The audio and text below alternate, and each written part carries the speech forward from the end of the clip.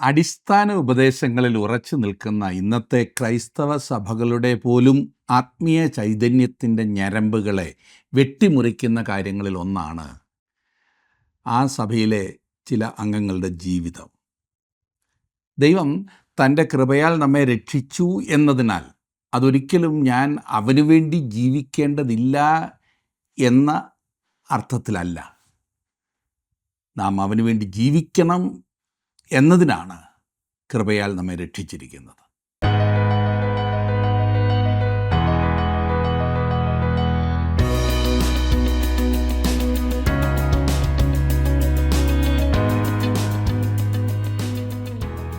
ജീവസന്ദേശത്തിൻ്റെ പ്രേക്ഷകർക്ക് ഞങ്ങളുടെ സ്നേഹവന്ദനം.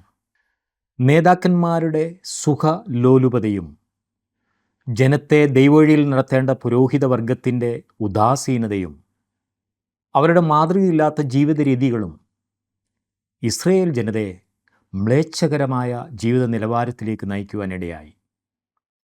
ഭക്തിയുടെ വേഷം ധരിച്ചുകൊണ്ട് ലൗകികരായി ജീവിതം നയിക്കുന്ന ഈ കൂട്ടരെ കർത്താവായ യേശുക്രിസ്തു വളരെ നിശിതമായി വിമർശിച്ചിരുന്നു. അവർ നിങ്ങളോട് പറയുന്നതൊക്കെയും പ്രമാണിച്ച് ചെയ്യുവീൻ, എങ്കിലും അവരുടെ പ്രവൃത്തികളെ അനുകരിക്കരുതെന്ന് കർത്താവ് തർജ്ജനം ചെയ്തു. യെഹെസ്കേൽ പ്രവചനം 21 അധ്യായത്തിൻ്റെ 18 മുതൽ 23 അധ്യായത്തിൻ്റെ 49 വരെയുള്ള വാക്യങ്ങളാണ് ഇന്ന് നമ്മൾ പഠിക്കുവാൻ പോകുന്നത്.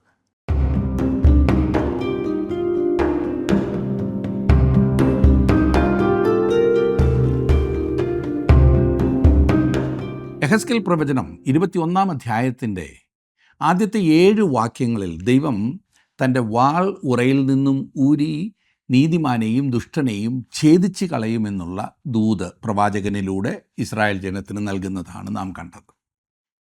8 മുതൽ 17 വരെയുള്ള വാക്യങ്ങളിലെ ദൂത് മൂർച്ച കൂട്ടി മിനുക്കിയിരിക്കുന്ന ഒരു വാൾ കൊല്ലുന്നവൻ്റെ കയ്യിൽ കൊടുക്കുന്നതിനെക്കുറിച്ചും അത് ഇസ്രായേലിൻ്റെ സകല പ്രഭുക്കന്മാരുടെ മേലും ജനത്തിന്മേലും വരുന്നതിനെക്കുറിച്ചുമാണ് നാം കാണുന്നത്. 18 മുതൽ 27 വരെയുള്ള വാക്യങ്ങളിൽ പറയുന്ന അടുത്ത ദൂതിൽ യെരുശലേമിൻ്റെ നേരെ ബാബേൽ രാജാവിൻ്റെ വാൾ തിരിയുന്നതായി നാം കാണും. 21 അധ്യായത്തിൻ്റെ 18ഉം 19ഉം വാക്യങ്ങൾ ഞാൻ ആദ്യം വായിക്കാം. യഹോവയുടെ അരുളപ്പാട് എനിക്കുണ്ടായതെന്തെന്നാൽ, മനുഷ്യപുത്ര, ബാബേൽ രാജാവിൻ്റെ വാൾ വരേണ്ടതിന് നീ 2 വഴി നിയമിക്ക. രണ്ടും ഒരു ദേശത്തു നിന്ന് തന്നെ പുറപ്പെടണം. ഒരു കൈചൂണ്ടി ഉണ്ടാക്കി നഗരത്തിലേക്കുള്ള വഴിയുടെ തലയ്ക്കൽ നാട്ടുക. മറ്റൊരു വിധത്തിൽ പറഞ്ഞാൽ, യെരുശലേമിലേക്ക് ഏത് വഴിയെ വരേണം എന്നുള്ളത് നെബൂഖദ്നേസറിന് തീരുമാനിക്കേണ്ടതുണ്ടായിരുന്നു. അവൻ അതിനായി ദൈവത്തിങ്കിലേക്ക് തിരിയാൻ പോകുന്നു എന്നാണോ താങ്കൾ കരുതുന്നത്? ഒരിക്കലുമില്ല. അവൻ ഒരു വിജാതീയ രാജാവല്ലേ, യഹൂദ രാജാവല്ലല്ലോ. അവൻ ലക്ഷണം നോക്കലും കുലദേവന്മാരുമായുള്ള സമ്പർക്കങ്ങളുമാണ് അതിനായി ഉപയോഗിക്കുവാൻ പോകുന്നത്. 21 വാക്യത്തിൽ നാം കാണുന്നത്, ബാബേൽ രാജാവ് ഇരുവഴി തലയ്ക്കൽ വഴിത്തിരിവിങ്കൽ തന്നെ പ്രശ്നം നോക്കുവാൻ നിൽക്കുന്നു. അവൻ തൻ്റെ അമ്പുകളെ കുലുക്കി കുലദേവന്മാരോട് ചോദിക്കുകയും കരൾ നോക്കുകയും ചെയ്യുന്നു. താൻ ഏതു വഴിക്ക് മുന്നേറണം എന്നറിയാൻ 3 വിധത്തിലുള്ള മുഖാന്തരങ്ങൾ ഇവിടെ നെബൂഖദ്നേസർ ഉപയോഗിക്കുന്നു. വഴിത്തിരിവിങ്കൽ എത്തിയപ്പോൾ ആദ്യമായി അവൻ പ്രശ്നം നോക്കുന്നു. അവൻ അമ്പുകളെ കുലുക്കി ദേവന്മാരോട് ആലോചന ചോദിക്കുന്നു. ഒരുപക്ഷെ ഈ കാലത്ത് ചീട്ടിട്ട് കാര്യം തീരുമാനിക്കുന്ന രീതി പോലുള്ള ഒന്നായിരുന്നിരിക്കാം. ഇവിടെ 2 അമ്പുകൾ അതിന്മേൽ താൻ ആക്രമിക്കാൻ ഉദ്ദേശിക്കുന്ന 2 പട്ടണങ്ങളിൽ ഓരോന്നിൻ്റെയും പേരെഴുതി അത് ഒരു ആവനാഴിയിലിടുന്നു. അതിനുശേഷം അതിൽ ആദ്യം എടുക്കുന്ന അമ്പിലുള്ള പേരേതാണോ ആ പട്ടണം ആദ്യം ആക്രമിക്കണം എന്ന് അവൻ തീരുമാനിക്കുന്നു. കുലദേവത ഇതിന് പിന്നിൽ പ്രവർത്തിക്കുന്നു എന്നത്രേ അവർ വിശ്വസിച്ചിരുന്നത്. 25 വാക്യത്തിലേക്ക് വരുമ്പോൾ, നിഹിതനും ദുഷ്ടനുമായി ഇസ്രായേലിൻ്റെ പ്രഭുവായുള്ളവേ, അന്ത്യാകൃത്യത്തിൻ്റെ കാലത്ത് നിന്റെ നാൾ വന്നിരിക്കുന്നു. നിഹിതനും ദുഷ്ടനുമായി ഇസ്രായേലിൻ്റെ പ്രഭുവായുള്ളവേ, ആരാണിത്? അതെ, സിദെക്കീയാവിനെ കുറിച്ചാണ് ഇവിടെ പറയുന്നത്. അന്ത്യാകൃത്യത്തിൻ്റെ കാലത്ത് നിന്റെ നാൾ വന്നിരിക്കുന്നു, അതായത് ന്യായവിധിയുടെ നാൾ വന്നിരിക്കുന്നു. ഇത് അന്ത്യസമയമാണ്. ഈ യുഗത്തിൻ്റെ അന്ത്യത്തെക്കുറിച്ച് തിരുവചനത്തിൽ വളരെയേറെ പറഞ്ഞിട്ടുണ്ട്. അകൃത്യത്തിൻ്റെ സമയത്ത്, അന്ത്യസമയത്ത് എന്ന് ഇതിനെ പരിഭാഷപ്പെടുത്താവുന്നതാണ്. അകൃത്യത്തിൻ്റെ അന്ത്യസമയത്ത് ദാനിയേലും ഈ പദപ്രയോഗം നടത്തിയിട്ടുണ്ട്. എന്നാൽ അന്ത്യകാലം വരെ എന്ന് ദാനിയേൽ 11-ാം അധ്യായത്തിൻ്റെ 35-ാം വാക്യത്തിൽ നാം കാണുന്നു. എന്നാൽ അന്ത്യകാലം വരെ നമ്മുടെ കർത്താവായ യേശുക്രിസ്തുവിനോട് ശിഷ്യന്മാർ അത് എപ്പോൾ സംഭവിക്കും എന്നും നിൻ്റെ വരവിനും ലോകാവസാനത്തിനും അടയാളം എന്ത് എന്നും പറഞ്ഞു തരണം എന്നപേക്ഷിച്ചതായി മത്തായി എഴുതിയ സുവിശേഷം 24-ാം അധ്യായത്തിൻ്റെ 3-ാം വാക്യത്തിൽ നാം വായിക്കുന്നുണ്ട്. അവരുടെ ചോദ്യത്തിന് കർത്താവ് ഉത്തരം കൊടുത്തു. തെസ്സലോനിക്കർക്ക് എഴുതിയ 2-ാം ലേഖനത്തിൽ അപ്പോസ്തലനായ പൗലോസും ഇതേക്കുറിച്ച് വളരെ പറയുന്നുണ്ട്. അന്ത്യകാലത്ത് വരുവാനിരിക്കുന്ന ആ ദുഷ്ടനായ ഭാവി ഭരണകർത്താവിൻ്റെ, അതെ, എതിർ ക്രിസ്തുവിൻ്റെ ഒരു ദൃഷ്ടാന്തമാണ് സിദക്കിയാവ് എന്ന ഈ മനുഷ്യൻ. ഇനിയും 26-ാം വാക്യത്തിലേക്ക് നമുക്ക് വരാം. യഹോവയായ കർത്താവ് ഇപ്രകാരം അരുളി ചെയ്യുന്നു, ഞാൻ മകുടം നീക്കി കിരീടം എടുത്തു കളയും, അത് അങ്ങനെ ഇരിക്കയില്ല. ഞാൻ താണതിനെ ഉയർത്തുകയും ഉയർന്നതിനെ താഴ്ത്തുകയും ചെയ്യും. അതെ, സിദക്കിയാവ് താഴ്ത്തപ്പെടേണ്ടിയിരിക്കുന്നു. അവകാശമുള്ളവൻ വരുന്നത് വരെയും ദാവീദിൻ്റെ സിംഹാസനത്തിൽ മറ്റൊരു രാജാവിനി ഇരിക്കയില്ല എന്ന് നാം കണ്ടു. 27-ാം വാക്യത്തിൽ നാം കാണുന്നു, ഞാൻ അതിന് ഉന്മൂലനാശം വരുത്തും. അതിന് അവകാശമുള്ളവൻ വരുവോളം അത് ഇല്ലാതെയിരിക്കും. അവന് ഞാൻ അത് കൊടുക്കും. ഇത് വളരെ ശ്രദ്ധേയമായ മറ്റൊരു പ്രവചനമാണ്. അതിന് അവകാശമുള്ളവൻ വരുവോളം അത് ഇല്ലാതെയിരിക്കും, അവന് ഞാനത് കൊടുക്കും എന്ന് നാം വായിച്ചല്ലോ. അവകാശമുള്ളവൻ ആരാണ്? അതെ, അത് കർത്താവായ യേശു ക്രിസ്തുവാണ്. സിദക്കിയാവിന് ശേഷം കർത്താവിൻ്റെ കാലം വരെയും ദാവീദിൻ്റെ വംശാവലിയിൽപ്പെട്ട ആരും ആ സിംഹാസനത്തിൽ ഇരുന്നിട്ടില്ല. ആർക്കും ഒരിക്കലും അതിന് കഴിഞ്ഞിട്ടില്ല എന്നത്രേ യെഹെസ്കേൽ പറയുന്നത്. കർത്താവായ യേശു ക്രിസ്തുവിന് മാത്രമേ അതിന് സാധിക്കൂ. ഇപ്പോൾ അവൻ ദൈവത്തിൻ്റെ വലത്ത് ഭാഗത്തിരിക്കുകയാണ്. അവൻ ഈ ഭൂമിയെ ഭരിപ്പാൻ വരുമ്പോൾ തൻ്റെ ശത്രുക്കൾ അവൻ്റെ പാദപീഠം ആകുന്നതാണ്. അതിനായി അവൻ കാത്തിരിക്കുകയാണ്. ശ്രദ്ധേയമായി ഈ പ്രവചനം ആരംഭിച്ചത് ഉൽപ്പത്തി പുസ്തകം 49-ാം അധ്യായത്തിൻ്റെ 10-ാം വാക്യത്തിലാണെന്ന് ഓർക്കണം. ഇസ്രായേലിലെ 12 ഗോത്രങ്ങളായി തീരുവാൻ പോകുന്ന തൻ്റെ 12 മക്കളെ സംബന്ധിച്ചുള്ള പ്രവചനം പിതാവായ യാക്കോബ് നൽകുമ്പോൾ അവൻ പറയുകയാണ്, അവകാശമുള്ളവൻ വരുവോളം ചെങ്കോൽ യഹൂദയിൽ നിന്നും രാജദണ്ണ് അവൻ്റെ കാലുകളുടെ ഇടയിൽ നിന്നും നീങ്ങിപ്പോകയില്ല, ജാതികളുടെ അനുസരണം അവനോടാകും എന്ന്. ചെങ്കോൽ രാജ്യത്വത്തെ ആണ് കാണിക്കുന്നത്. അവകാശമുള്ളവൻ എന്നത് കർത്താവായ യേശുക്രിസ്തുവിനെയാണ് സൂചിപ്പിക്കുന്നത്. ദൈവവചനത്തിൽ കർത്താവായ യേശുക്രിസ്തുവിനെ അവതരിപ്പിച്ചിരിക്കുന്നത് അങ്ങനെയാണ്. അന്ന് സ്നാപക യോഹന്നാൻ യഹൂദ്യ മരുഭൂമിയിൽ സ്വർഗരാജ്യം സമീപിച്ചിരിക്കയാൽ മാനസാന്തരപ്പെടുവീൻ എന്ന് വിളിച്ചു പറഞ്ഞു. സകല പ്രവാചകന്മാരും ആരെക്കുറിച്ച് പറഞ്ഞുവോ ആ ഒരുവൻ വന്നിട്ടുണ്ടായിരുന്നു. അവനിൽ അത് സമീപമായിരുന്നു, അവനിൽ അത് നിവർത്തിയായി. ഈ അധ്യായത്തിൽ വാളിനോട് ബന്ധപ്പെടുത്തി പറയുന്ന 4-ാമത്തെ ദൂതാണ് 28 മുതൽ 32 വരെയുള്ള വാക്യങ്ങളിൽ നാം കാണുന്നത്. ഇപ്പോൾ വാൾ അമ്മോന്യർക്കെതിരെ തിരിഞ്ഞിരിക്കുന്നതായി നാം കാണുന്നു. 29-ാം വാക്യം ഒന്ന് വായിക്കാം. അന്ത്യാകൃത്യത്തിൻ്റെ കാലത്ത് നാൾ വന്നവരായി ദുഷ്ടന്മാരായ നിഹിതന്മാരുടെ കഴുത്തിൽ വയ്ക്കേണ്ടതിന് അവർ നിനക്ക് വ്യാജം ദർശിക്കുന്ന നേരത്തും നിനക്ക് ഭോഷ്ക് ലക്ഷണം പറയുന്ന നേരത്തും ഒരു വാൾ ഊരിയിരിക്കുന്നു. അത് മിന്നൽ പോലെ മിന്നേണ്ടതിനും തിന്നുകളയേണ്ടതിനും കൊലയ്ക്കായി മിനുക്കിയിരിക്കുന്നു എന്ന് പറക. അമ്മോന്യരും യഹൂദയും തമ്മിൽ ശത്രുതയിലായിരുന്നു. എന്നാൽ ബാബേലിനോട് എതിർക്കാൻ അവർ തമ്മിൽ സഖ്യത ചെയ്തിരുന്നു. നെബൂഖദ്നേസർ യെരൂശലേമിനെ ആക്രമിക്കാൻ തീരുമാനിച്ചപ്പോൾ വാസ്തവത്തിൽ അമ്മോന്യർ സന്തോഷിച്ചു. പക്ഷേ ഇപ്പോൾ അവർക്കെതിരെ വരുന്ന ന്യായവിധിയെക്കുറിച്ചാണ് യെഹെസ്കേൽ പറയുന്നത്. പിന്നെയും നാം ഇവിടെ അന്ത്യാകൃത്യത്തിൻ്റെ നാളിനെ പരാമർശിക്കുന്നതായി കാണുന്നു. ഈ യുഗത്തിൻ്റെ അന്ത്യത്തെയാണത് സൂചിപ്പിക്കുന്നത്. തെസ്സലോനിക്കർക്ക് എഴുതിയ 2-ാം ലേഖനം 2-ാം അധ്യായത്തിൻ്റെ 8-ാം വാക്യത്തിൽ പൗലോസ് പറഞ്ഞു, അപ്പോൾ അധർമ്മമൂർത്തി വെളിപ്പെട്ടു വരും, അവനെ കർത്താവായ യേശുക്രിസ്തു തൻ്റെ വായിലെ ശ്വാസത്താൽ ഒടുക്കി തൻ്റെ പ്രത്യക്ഷതയുടെ പ്രഭാവത്താൽ നശിപ്പിക്കുമെന്ന്. അന്ത്യനാളിൽ കർത്താവായ യേശുക്രിസ്തു ഈ ശത്രുവിനെ നശിപ്പിക്കുന്നതാണ്. 31-ഉം 32-ഉം വാക്യങ്ങൾ, 21-ാം അധ്യായത്തിൻ്റെ 31-ഉം 32-ഉം വാക്യങ്ങൾ. ഞാൻ എൻ്റെ ക്രോധം നിൻ്റെ മേൽ പകർന്ന് എൻ്റെ കോപാഗ്നി നിന്റെ മേൽ ഊതി മൃഗപ്രായരും നശിപ്പിപ്പാൻ മിടുക്കന്മാരുമായ മനുഷ്യരുടെ കയ്യിൽ നിന്നെ ഏൽപ്പിക്കും. നീ തീക്കിരയായിത്തീരും. നിന്റെ രക്തം നിന്റെ ദേശത്തിൻ്റെ നടുവിൽ ഇരിക്കും. നിന്നെ ഇനി ആരും ഓർക്കയില്ല. യഹോവയായ ഞാൻ അത് അരുളി ചെയ്തിരിക്കുന്നു. തൻ്റെ സ്വന്തം ജനമായ ഇസ്രായേൽ, അത് യെഹെസ്കേലിൻ്റെ ആ തലമുറ പ്രവാസത്തിലാകാൻ പോകുന്നു. പിന്നീട് വാഗ്ദത്ത നാട്ടിലേക്ക്, അതായത് ഇസ്രായേലിലേക്ക് മടങ്ങി വരുന്നത് അവരുടെ പിൻതലമുറയായിരിക്കും. ഇസ്രായേൽ ജാതിക്കുമേൽ വരുന്ന ഒടുവിലത്തെ ന്യായവിധിയെ സംബന്ധിച്ചുള്ള പ്രവചനങ്ങളാണല്ലോ ഈ ഭാഗത്ത്, അതായത് 20 മുതൽ 24 വരെയുള്ള അധ്യായങ്ങളിൽ നാം കണ്ടുകൊണ്ടിരിക്കുന്നത്. ഇസ്രായേൽ മൂപ്പന്മാരും കള്ളപ്രവാചകന്മാരും ധരിച്ചത് ഒരിക്കലും തങ്ങളെ ആക്രമിക്കാൻ ദൈവം നെബൂഖദ്നേസറിനെ, അതായത് ഒരു വിജാതീയ രാജാവിനെ അനുവദിക്കുകയില്ല എന്നായിരുന്നു. തൻ്റെ ആലയത്തെ ദൈവം നശിപ്പിക്കുമോ? അത് തൻ്റെ വിശുദ്ധ സ്ഥലമല്ലേ?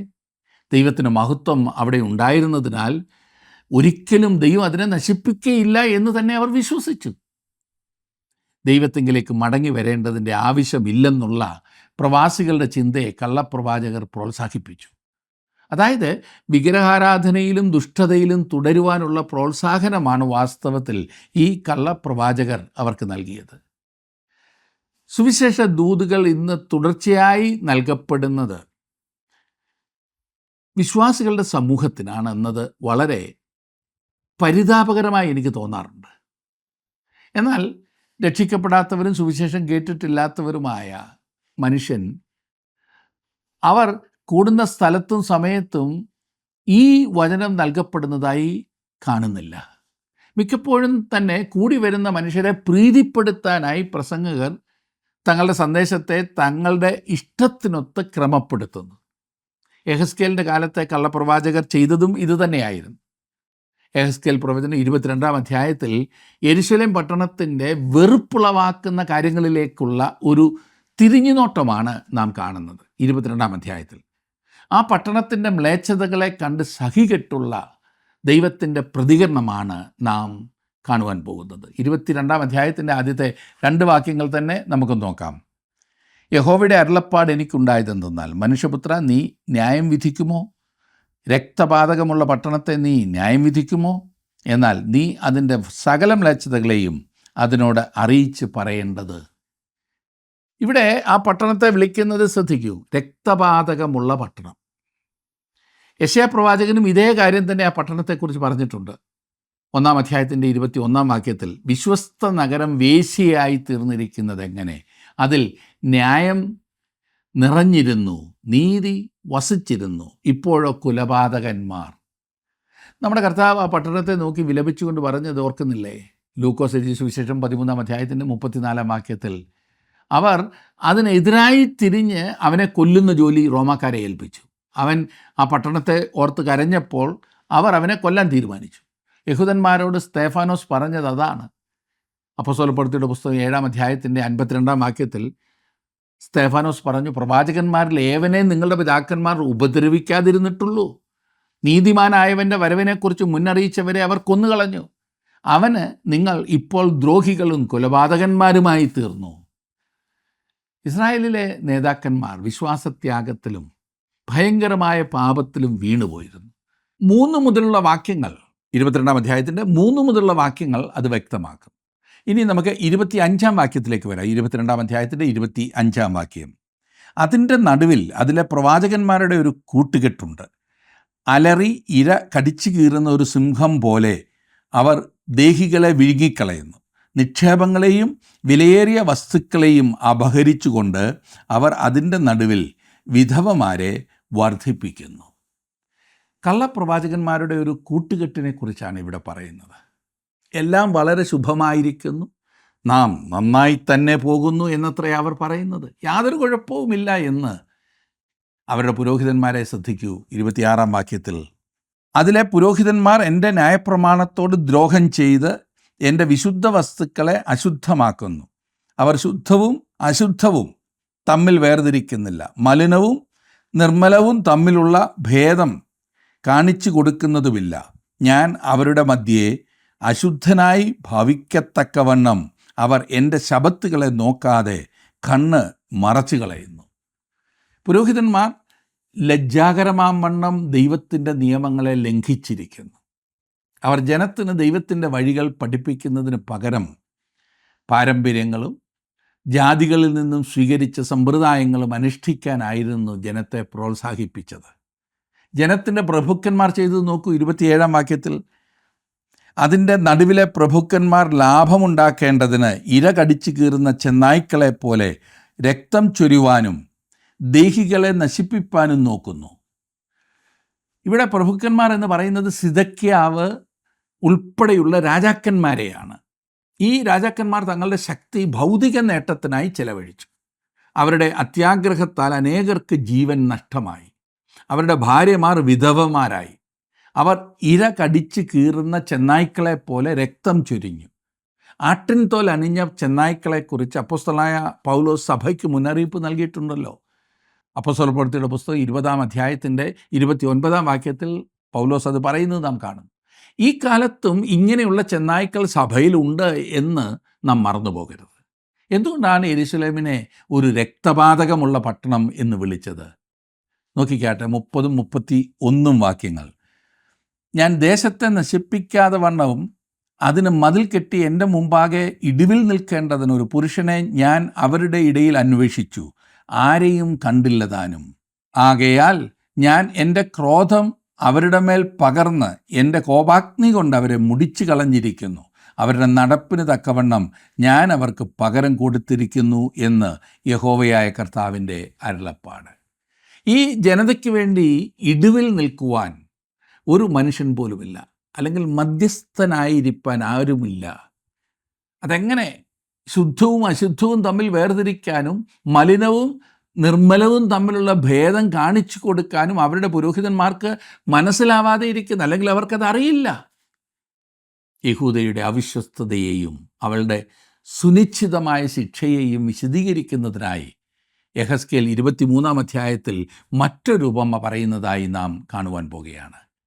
2 സഹോദരിമാരുടെ ഉപമയിലൂടെയാണ് ദൈവം അത് 23-ാം അധ്യായത്തിൽ പ്രവാചകനിലൂടെ വ്യക്തമാക്കുന്നത്. ഞാൻ 23-ാം അധ്യായത്തിൻ്റെ ആദ്യത്തെ 3 വാക്യങ്ങൾ വായിക്കാം, ശ്രദ്ധിച്ചാട്ടെ.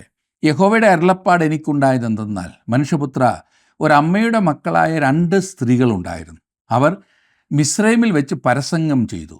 യൗവനത്തിൽ തന്നെ അവർ പരസംഗം ചെയ്തു. അവിടെ അവരുടെ മുല പിടിച്ച് അവരുടെ കന്യകാചുഗ്രം ഞെക്കി. ഇത് താൻ ഉണ്ടാക്കിയ ഒരു കഥയല്ല, പിന്നെയോ ദൈവം തനിക്ക് നൽകിയ ഒരു സന്ദേശമാണ് ഇതെന്നത്രേ പ്രവാചകൻ പറയുന്നത്. ഈ സഹോദരിമാർ അധികം നാൾ കന്യകമാരായിരുന്നില്ല. അവർ വേശ്യാവൃത്തിയിൽ ഏർപ്പെട്ടു. അവരെക്കുറിച്ച് യെഹെസ്കേൽ പറയുന്നത് ശ്രദ്ധിക്കൂ.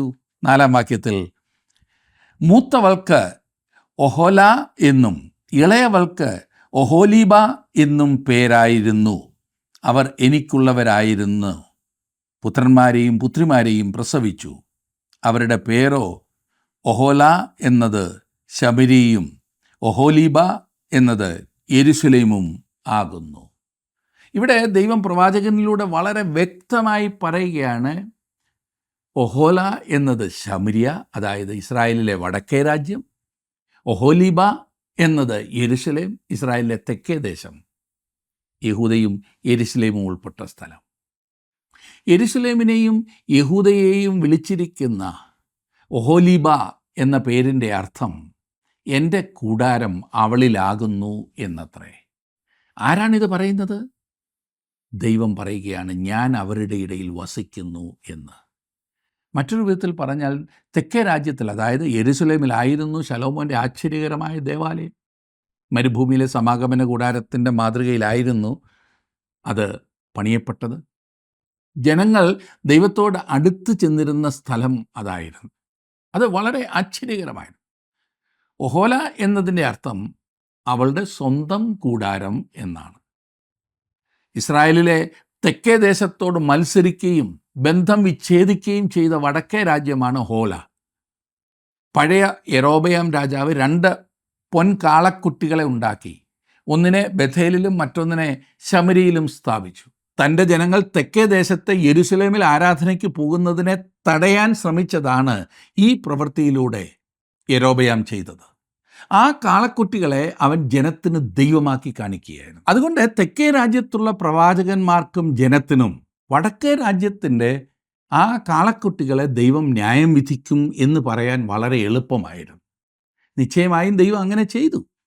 എന്നിരുന്നാലും ദൈവം തെക്കേ രാജ്യത്തെയും ന്യായം വിധിക്കുവാൻ പോകുകയാണ്. കാരണം അവർ ഇപ്പോൾ കേവലം ആചാരങ്ങളിലൂടെയും ജീവനില്ലാത്ത ഒരു മതത്തിൻ്റെ രൂപത്തിൽ കൂടിയുമാണ് കടന്നുപോയിക്കൊണ്ടിരുന്നത്.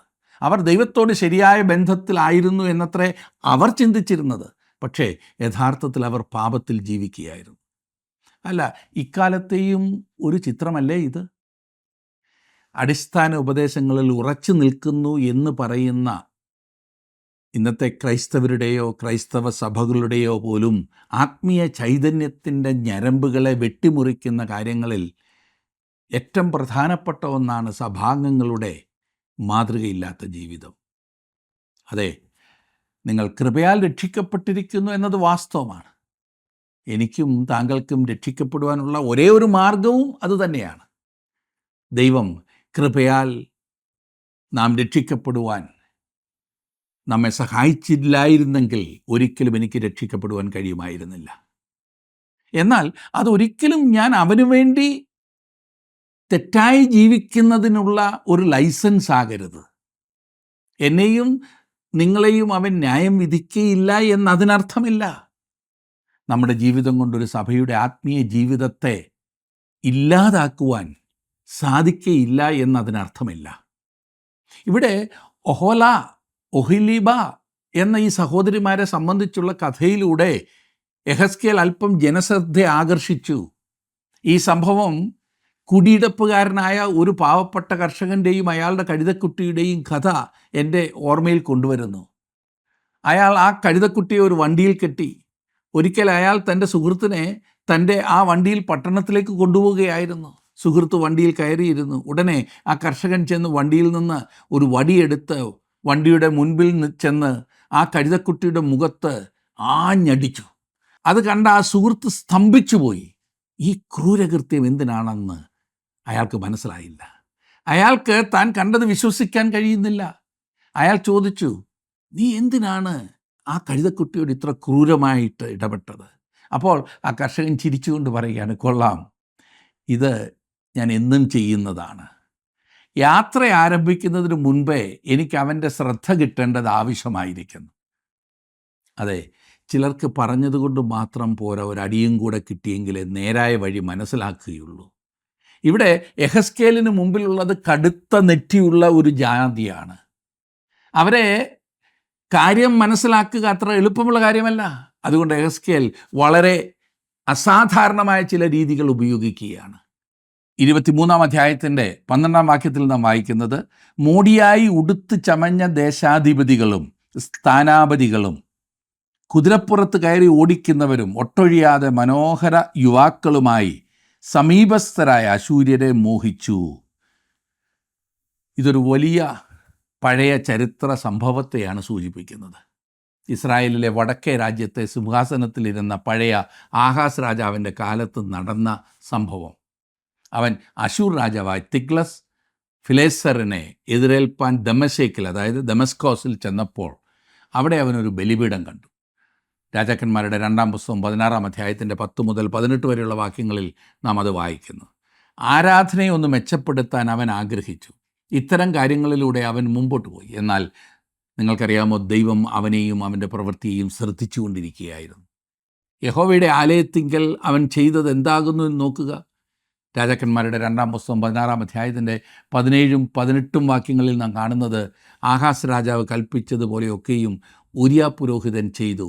ആഹാസ് രാജാവ് പീഠങ്ങളുടെ ചട്ടപ്പലക കണ്ടിച്ച് തൊട്ടിയെ അവയുടെ മേൽ നിന്ന് നീക്കി താമ്രകാലിനെയും അതിൻ്റെ കീഴെ നിന്ന താമ്ര കാളപ്പുറത്ത് നിന്ന് ഇറക്കി ഒരു കൽത്തളത്തിന്മേൽ വെച്ചു. ആലയത്തിങ്കിൽ ഉണ്ടാക്കിയിരുന്ന ശബത്ത് താഴ്വരയും രാജാവിന് പ്രവേശിപ്പാനുള്ള പുറത്തെ നടയും അശൂർ രാജാവിനെ വിചാരിച്ച് യഹോവയുടെ ആലയത്തിങ്കിൽ നിന്ന് മാറ്റിക്കളഞ്ഞു. എന്നാൽ ഈ കാരണത്താൽ തന്നെ ദൈവം വടക്കേ രാജ്യത്തെ ന്യായം വിധിച്ചു. ഇപ്പോഴിതാ തെക്കേ രാജ്യത്തെയും ബാബേൽ ആക്രമിക്കുവാൻ പോകുന്നു. അതിൽ നിന്ന് രക്ഷപ്പെടുവാൻ യാതൊരു ഒഴികഴിവുമില്ല.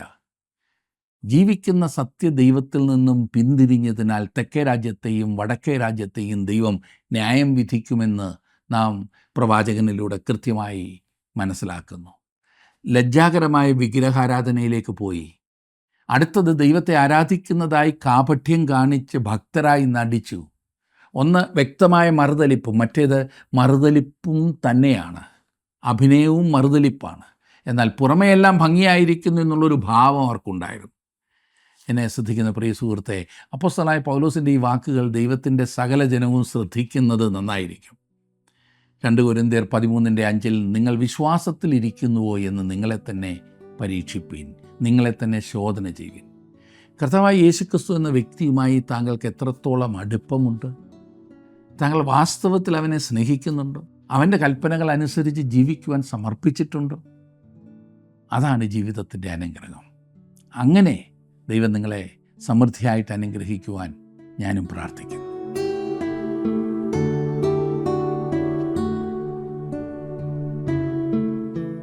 വിശുദ്ധ യാക്കോബ് എഴുതിയ ലേഖനത്തിൻ്റെ 4-ാം അധ്യായത്തിൻ്റെ 4-ാം വാക്യത്തിൽ ലോകസ്നേഹത്തെ വ്യഭിചാരത്തോട് തുല്യമായാണ് രേഖപ്പെടുത്തിയിരിക്കുന്നത്. ലോകത്തിൻ്റെ സ്നേഹിതനാകുവാൻ ഇച്ഛിക്കുന്നവനെല്ലാം ദൈവത്തിൻ്റെ ശത്രുവായി തീരുന്നുവെന്ന് അദ്ദേഹം രേഖപ്പെടുത്തിയിരിക്കുന്നു. ദൈവത്തിൻ്റെ മഹത്വം വെളിപ്പെടുത്തുവാനാണ് ദൈവത്തിൻ്റെ ജനത്തെ ദൈവം ലോകത്തിൽ നിന്ന് വേർതിരിച്ച് നിർത്തിയിരിക്കുന്നത്. ഈ ലോകവും അതിൻ്റെ മോഹവും ഒഴിഞ്ഞു പോകുവാനുള്ളതാകുന്നു എന്ന തിരിച്ചറിവോടുകൂടെ ഒരു വിശുദ്ധ ജീവിതം നയിക്കുവാൻ ദൈവം നമ്മെ സഹായിക്കട്ടെ.